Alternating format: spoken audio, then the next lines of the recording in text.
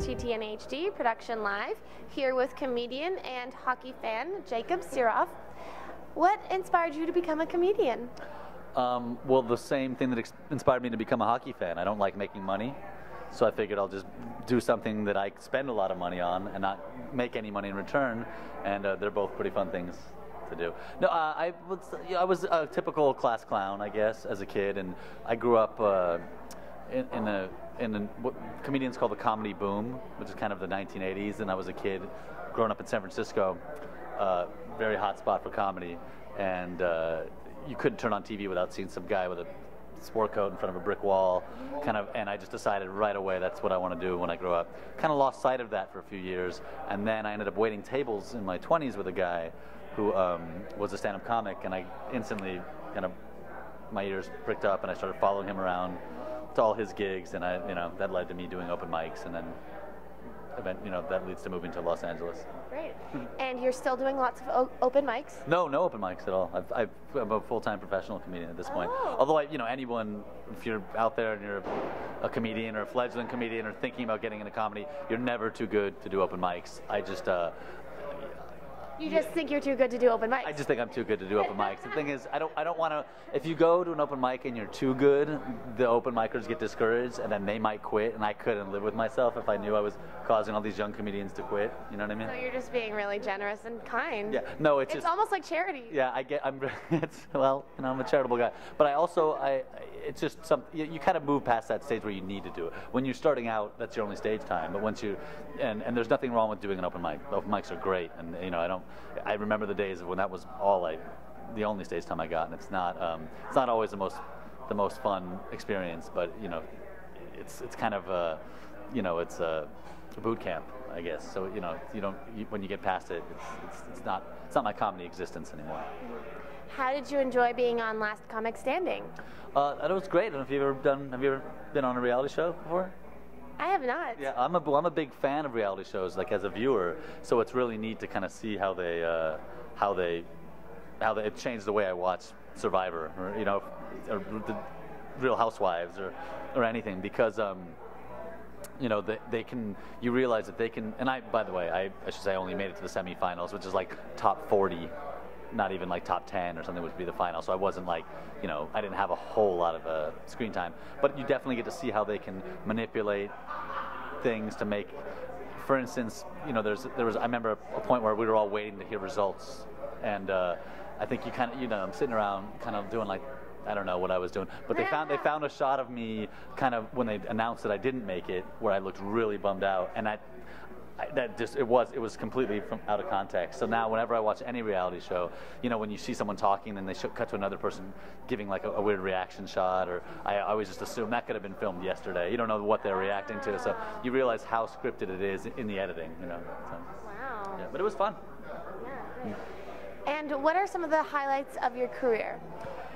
Highlights of my career, well, I've got to open for the guy who's my favorite comedian probably of all time, is a guy named Dave Attell, who's used to have a show on Comedy Central called Insomniac, and he's just done lots of brilliant stand-up albums and stuff. And I opened for him when I first moved to Los Angeles in Irvine, down at the Irvine Improv, and he took a shine to me, I guess. He thought I was funny enough that he offered me some road work, and I got to travel the country for a few dates, opening for him in big theaters, and that was a real highlight. I think I annoyed him, because I never got offered more dates. I think it was a little too chatty or something. And I don't know what it was, but he's still my favorite comedian, so I have nothing bad to say about the guy. It was a real honor to get to work with. It'd be like, some heavy metal kid opening for Metallica, 4 years in or 5 years into doing comedy. So that was a real highlight for me. I also got to do the Montreal Festival Just for Laughs, which you guys Canadians, you're probably impressed by that more than people like my family who never heard of it or doesn't know what it is. Yeah, it's very impressive. Yeah. See, Americans, impressive. Yeah. So I did that in 2006, is what they call the New Faces, and that was really neat, and was on Comedy Central doing stand-up, and of course, that's kind of that's the not the pinnacle, but it's definitely I think every comedian would, like if there was an Interview Central, you'd want to get on there, right? Absolutely, so, yes. I guess that was definitely a highlight as well. You have 2 young children. How have they influenced your comedy? Well, they've done everything they can to make sure I don't have a career, as far as just like needing adult supervision in the middle of the night and stuff. selfish, right? Yeah. Like what? Well, I should say my wife is also a comedian, and we kind of started at the same time. And yeah, it's when my first child was my daughter. We would take her around. We were still in San Francisco. We would take her around to clubs, and she was kind of the green room baby, and it was really kind of cute and charming. And then they get to a certain age, and that doesn't work anymore. And then by the time the second kid came, you know, you have a 5-year-old, and so we've been relegated to really taking turns to do stuff. Where we used to, you know, kind of do it as a family, but you know, you can't take in LA. Nobody wants a kid at the comedy club. It's much different here, and also, you know, school. So. Are you and your wife competitive with one another? Extremely, yeah. I think the biggest misconception when we tell people that we're both comedians, when people find out that we are, or just meet us out at a show, they'll say, "Oh, it must be so funny. You're 2 comedians. It must be just your breakfast table. It must just be all." And it's the exact. It's been very hard. We love each other to death. It's been very hard to celebrate one another's successes and without feeling. I always say the most common question asked in our house is, "Did they say anything about me?" You know, it's always, "Oh, I heard from this, you know, such and such. They want me to." Did they say anything about me? I think even today, does she want to interview me? I don't think so. Why not? She should. Like, well, I don't. I feel bad now. Yeah, you home wrecker. Yeah, I just ruined your life. First, from a personal standpoint, thank you. Wow. I win. And on that note, what is the best place to check you out online? Well, I guess at the risk of sounding cliche, Twitter. You know, Twitter's the best right now, right? I mean, I feel, which really is probably. I don't know how other comedians feel. I feel like it really hurts joke productivity, because I used to, whenever I thought of something funny, I'd say, "Oh, I got to write that down. That's a joke." And now I think, "Oh, I got to tweet that." Right? So I really feel like it's probably cut my joke writing in half since the advent of Twitter. But you know, it's a great self-promotional tool and a great way to talk to people. And you know, I'm really into sports and you know, as well as entertainment. And you can just communicate with these people like instantly. You know, you see someone on TV. I don't know how. It's a weird era to be a celebrity. It's like you're friends, but you're not. Right, yeah, but I mean, you see, like I have a friend who was doing a TV show recently, and he did a joke that was a little edgy, and he instantly had all these people kind of giving him hate tweets.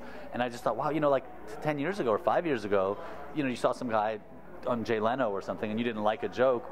You have to maybe go buy a ticket to see him, and you know. But now you can just instantly Google that guy, find his Twitter, and go, that sucked. That was offensive. I didn't like that joke. It's kind of a weird, you know. I think people that are becoming famous or just, you know, becoming popular in this era, it's a weird aspect of fame. It's the first generation of celebrities to have to deal with that. So.